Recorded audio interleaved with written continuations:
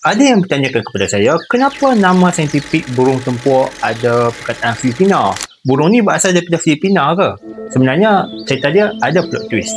Hai, saya Cap. Hari ini saya nak bercakap tentang sejarah nama burung tempur dan nature dunia taksonomi yang sentiasa akan ada perubahan. Mula pada tahun 1760 dengan seorang lelaki yang bernama Maitwin Jack Brisson.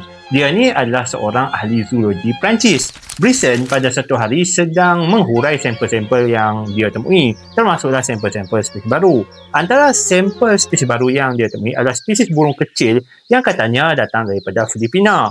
Spesies tu dia beri nama Coco Crunch. What? Cocotrustus philippines.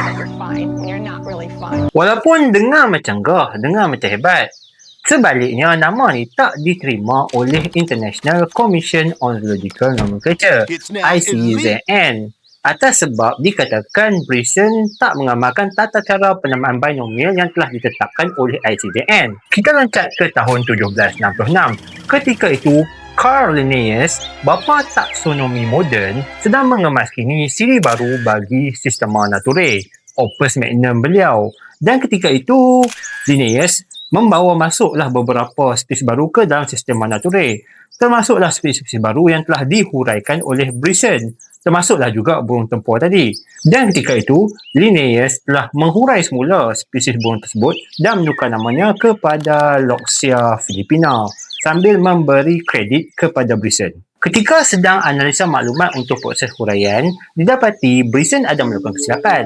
Kesilapan yang dibuat oleh Brisson adalah dia percaya sampel burung dia adalah daripada Filipina. Tapi selepas diteliti, rupanya sampel tersebut berasal daripada Sri Lanka. Jadi, Linnaeus apa dia buat adalah dia kemaskini lokaliti spesies tu kepada lokaliti yang terkini, tapi nama saintifik dia, epitet tu dia kekalkan Filipina. Dan itulah realiti dunia bidang taksonomi dan penamaan saintifik organisma. Nama saintifik tu dia takkan kekal macam tu je.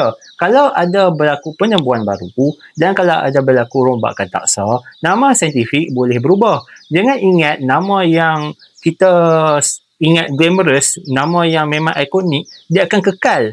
Kalau ada penemuan baru macam tahun depan, bulan depan, tahun depan, nama saintifik tersebut tak mustahil akan berubah menjadi nama yang baru.